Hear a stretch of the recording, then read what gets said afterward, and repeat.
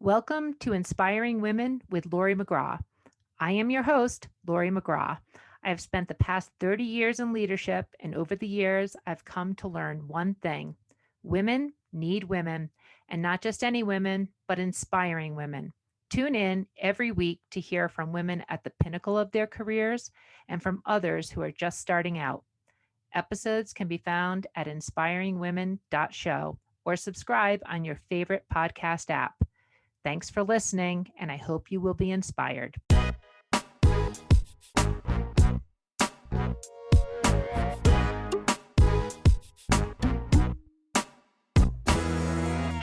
Welcome to another episode of Inspiring Women. And today I'm speaking with Maya Inozemtseva, and she is a licensed physical therapist with a doctorate in that. And she also is an athletic trainer who started her early career doing physical therapy in Boston, coming out of Boston University.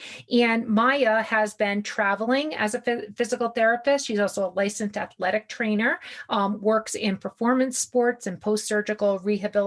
And Maya, I'm really excited to be talking to you today. Thank you so much for having me on, Laurie. I'm very much so looking forward to this conversation. Terrific. Well, this is great. So you are a physical therapist, so a licensed clinical professional. And I am looking forward to sort of hearing about sort of how you chose that profession and what you're doing with it. But as we always get started with inspiring women, let's get grounded in what you're doing right now. What do you do day to day for your career? How did you start out there? Of course. So right now I am doing a travel therapy contract. It's similar to travel nursing in that you take 3 to 6 month contracts across the nation, depending on where you want to go. I am currently in Birmingham, Alabama. It's my first time in the South, so I'm very excited about this. I came here in January to help out with the COVID crisis, and I am currently doing home health, which I don't think people know is a very common way of doing physical therapy. However, it is when a patient gets out of the hospital and they come home. Oftentimes they are weaker than they were before, and they're not able to independently ambulate. They're not able to independently get dressed or take a shower. So that is where physical therapy comes in to the home. We order anything that's needed, such as a walker or a cane, if they haven't come home with that from the hospital. And then we work with them for about a month or two to get them back on their feet and get them back to being independent.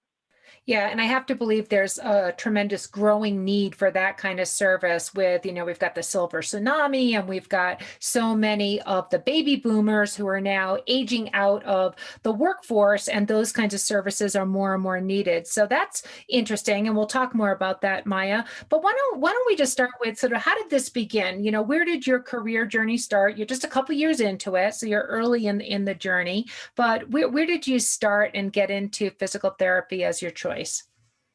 So I was actually that person where I knew right off the bat I wanted to be a physical therapist. Ever since high school, growing up, I was always in athletics, from track to gymnastics to dancing. I don't know anybody who wanted to be a physical therapist in high school, so that's interesting right there. I have to honestly say a great big thank you to my physical therapist that I had in high school, because I had a decade of low back pain up until I met that amazing physical therapist, and that person changed my life because they pushed me to a limit I didn't know I could reach. I got stronger than I ever was before, and my back no longer bothers me to this day. So they made up my mind that this is what I want to be, and this is the impact I want to make on other people. Well, that is great to have somebody that you can aspire to be. And boy, that I would love to not have lower back pain myself, Maya. But you also started out in Russia. You're not originally from the United States, so you came here at an early age. So tell us a little bit about those beginnings. Yeah, so I was born in Russia, actually in the cold part of Russia, in Siberia. It takes about 2 days to fly home if I ever go home. And my parents applied for the green card lottery and just happened to win it, both of them. So they took a chance. They both had higher up degrees in physics. My dad has a PhD. My mom has a master in optics. And they came to the U.S. Unfortunately, were not able to work based off of their degrees. And They worked in, I think, a bakery, and I think my dad worked in like a men's warehouse selling suits while they were doing their Masters of Business Administration at night school. So growing up, I saw their work ethic and I just strived to be like them. So from an early age, they kind of instilled that hard work ethic in me. And we grew up in New Jersey. We did a good amount of traveling up and down the coast. And I saw Boston during one of our random trips, and it just reminded me of home. Not only the culture, but the temperature and just the being next to the water was very pleasant. And that is kind of how I found out about Boston University in the first place. And then taking a look into their programs, they had this wonderful accelerated program where you do a bachelor's in athletic training directly into a doctor of physical therapy degree. That was something that you had to apply for in high school. So you had to have known you wanted to end up as a physical therapist, because otherwise it's 4 years of the bachelor. You go out, you take your GREs, you have to do volunteering / observation hours at a physical therapy clinic, and then apply to PT school. So seeing that they had this 6-year accelerated program got me real excited about going to Boston. And I just knew that's where I wanted to end up. Well, I think, Maya, it's interesting to me that you had such a very clear focus on the career outcome that you wanted. I mean, more often, what I see in young professionals or college students is they're sort of sorting it out and they're trying out different things. So when you were at Boston University, I'm certain you met all types of new people. I mean, that's a general college experience. What did you learn along the way? Did you ever pivot away from physical therapy, or was that always sort of like, the place you wanted to end up, and you're obviously doing that now? Honestly, in the beginning, I don't think I quite knew how rigorous an accelerated degree would be. And the first part of the program was based in athletic training, which is more, you're not only doing rehab for athletes, but you're doing that on-field management of injuries. You're triaging if someone gets seriously injured, and you're really being that liaison between the athlete and someone like a physician, where they might only see the physician once a month, maybe. So going into that freshman year, we started off with the anatomy and all of those medicine-based classes right away. And as a freshman, that's not the typical freshman experience, if you know what I'm talking about. Yep. It's been a long time, Maya, but I remember. Yep, we were up at 8, going to class all day, and then going to clinical rotations immediately afterwards. So there were times where I doubted myself, and I thought, this isn't for me. This is too hard. I'm always stressed out. All of my friends are out there partying, or alternatively, they're working and they have some money to spend. Meanwhile, here I am just studying 24/7. But I did meet some incredible people along the way. A lot of them are still some of my closest friends to this day. And through it all, we did it together. A lot of long nights, a lot of tears.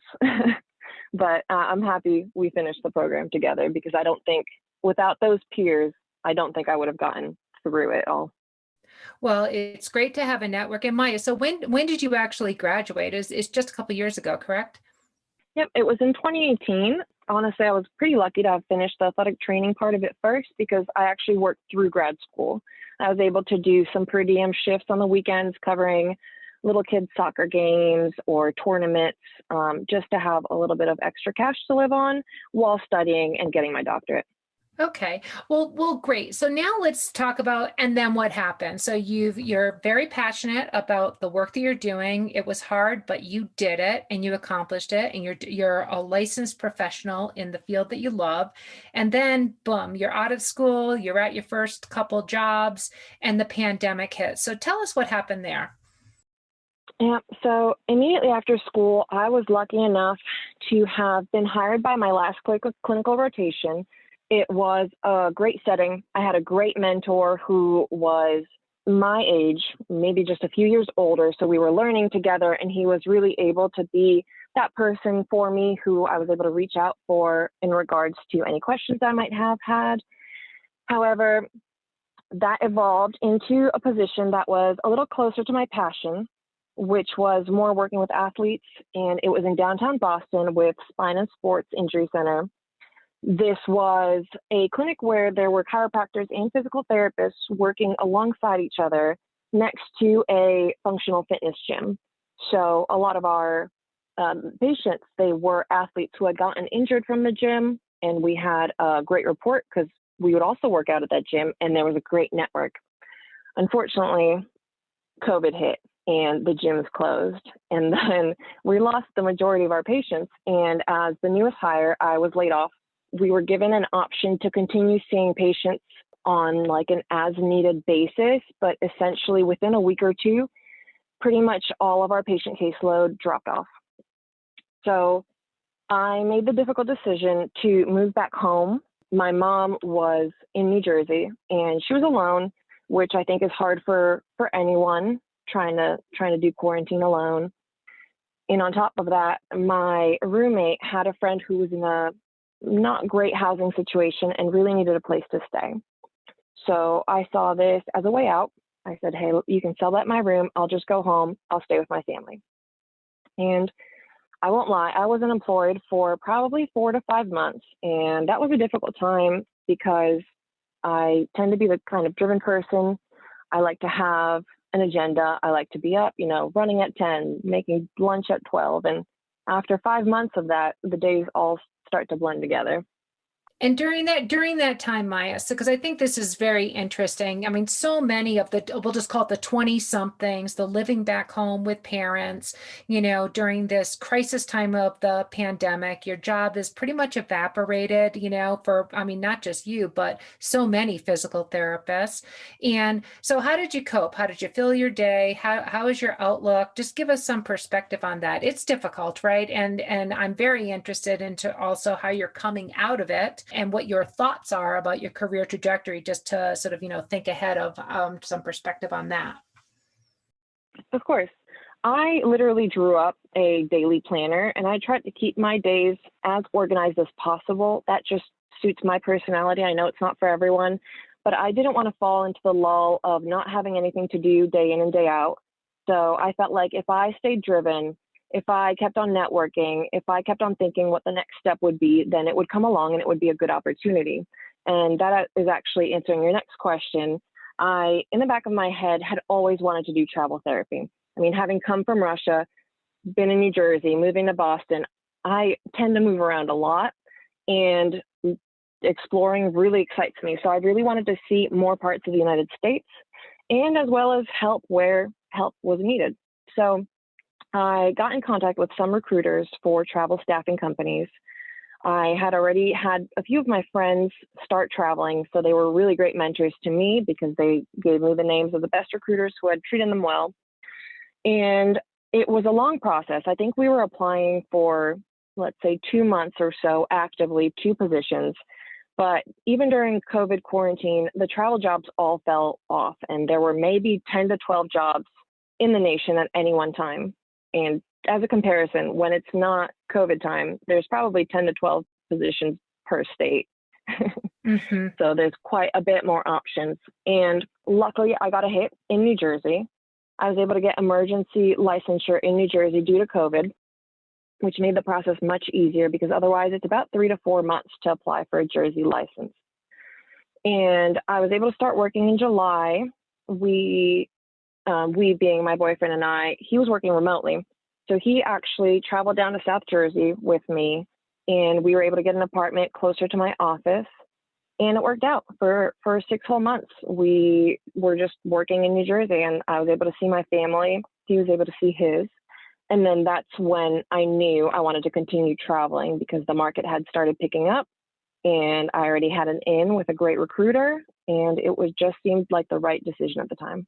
So you had 4 to 5 months, and it sounds like you stayed pretty active in being focused on your career. And it also sounds like your passion for what you're doing remained. Were there points in time during that searching that you wanted to just get out and try something completely different? Did you lose your confidence, and how did you get it back if you did?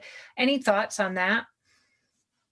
Honestly, I definitely had moments of doubt, but I still knew I wanted to be a physical therapist. whether it was choosing travel therapy and just choosing that opportunity that came to me and saying yes to it and making the best of it, or just waiting it out and, going back to Boston and accepting my old rollback or a different permanent position, I knew I wasn't going to be leaving healthcare anytime soon. I had hoped that sports would come back so that I could work as an athletic trainer on the side, but unfortunately it didn't happen at that time. So I had considered other options like starting a social network of physical therapy tips or like one of those YouTube videos where you're trying to teach people basic stretches and how to fix neck pain and back pain at the home. We all had it during quarantine. I know so many people had bad setups for their working from home stations, but I did not do that, unfortunately. I was just at the moment dealing with, doubt, mental health issues, and trying to stay focused through it all. And I was very lucky that the opportunity to travel presented itself when it did. Well, that's fantastic. I mean, that is really fortunate, Maya. And, to be able to continue to have that passion for something that you've, since 6 years old, been focused on wanting to do and being able to do it again. That's just wonderful. That's just absolutely wonderful. As you think about this last year, and I know we're not out of the pandemic, we're emerging from it. Has it changed? Has the learnings from the past year changed your future outlook? If you think about what you're doing now and what you might want to be doing, 5 to 10 years from now, has anything changed based on this last year? Any new perspectives? So with travel, it kind of opened up my eyes to different settings in physical therapy practice. So I was always an orthopedic outpatient physical therapist, which is what you would think of as physical therapy. Let's say if you hurt your shoulder, you go to a clinic 2 times a week. The person there would help you go through your exercises, stretch you out, and then give you guidance. What I'm doing right now with my current contract is home health, like we had mentioned before, and I'd never done this before. It's a little bit more complicated in terms of medical conditions and diagnoses. The patients usually come home quite a bit sicker than the patients that you would see an outpatient who are able to make it to a clinic. And before, I was always really set on being an outpatient therapist, but I've realized how much of a difference you make being in the patient's home and speaking to them or their caregiver. And they're so thankful. And seeing that change in just a few months has been really eye-opening. So in terms of that, I would definitely consider continuing home health, especially for travel. I do think I'm going to continue that. As far as my 10-year plan goes, that still has not changed. It is still my goal eventually to actually open a cash-based practice. Questionably where. I'm hoping that my travels will lead me to a more concrete decision of where I'd like to settle down. But as a cash-based practice, I would be able to treat a little bit more the way I want to while not being controlled by profit margins in outpatient clinics or insurance. Well, that's it's also interesting how your focus has changed a little bit. It's become maybe perhaps at this moment in time a bit more expansive due to circumstances and tapped into something that is enjoyable to you, travel and things like that. Maya, as a young professional, I'd like to know from young professionals what you think about the tools that you need to grow your career. And often mentors and mentor networks tend to be important. Is that important to you? If so, how do you build that for yourself? I think it definitely is important. Like I had mentioned, my first job out of university, I had a great mentor, and he was really able to show me the way and have me continue down the right track of continuing education and always being a continuing learner. So as a healthcare practitioner, we are continuously for the rest of our lives students. So if I ever give up and say I don't want to read journals anymore and I don't want to keep up with the evidence-based practice, that would make me a pretty bad clinician. And that is against my morals. Plus, I think a continuous learner is just the best kind of therapist. So unfortunately, the one thing I think is lacking, and you had mentioned business. In physical therapy school, I think have maybe 1 or 2 business classes, and I might be remembering wrong, but it doesn't quite give us the kind of background information necessary in order to start any sort of private practice. And I think that is the interest of a lot of individuals. And personally, for me, I've sought out that information separately, whether it was from online. There are mentors that come out who have opened successful businesses in the physical therapy world, and they go out and they create blogs and they create guides that are meant for other physical therapists. Alternatively, I have considered taking some classes in business and marketing to try and do that in the future, but that is something that I'm keeping on the back end for now as I travel. Well, I think also realizing that you're going to need a whole set of skills and learning that you don't currently have to reach the aspirations that you're talking about, Maya. That sounds very smart to me. And I would just encourage you to build the network of people that you can turn to. Classes and learning, always fantastic, but people who have been there, done that you can ask the questions that you might not want to ask in, a classroom experience is so helpful. But sounds like you've got your eyes set on the prize there. Maya, this is such an interesting conversation. As we just, listeners, younger professionals like yourself who have great aspirations for themselves, any closing advice that you might give to others who might be listening? Of course. My advice would be to just continuously adapt and continuously learn. So if the right opportunity presents, even if it's not exactly what you had envisioned, take it, say yes to it, make the most of it, because you never know what you'll end up learning and how your view of your future might change. So I definitely think through these difficult times, we need to continuously adapt and continuously learn to be the best that we can be. I think that's great advice. And it seems like you are living that advice personally, professionally. It's great to hear. This has been an excellent Inspiring Women conversation with Maya Inozemtseva. And Maya, I really appreciate talking to you today. Of course. Thank you so much. I really enjoyed this. This has been an episode of Inspiring Women with Laurie McGraw. Please subscribe, rate, and review. We are produced by Kate Cruz at Executive Podcast Solutions. More episodes can be found on inspiringwomen.show. I am Laurie McGraw, and thank you for listening.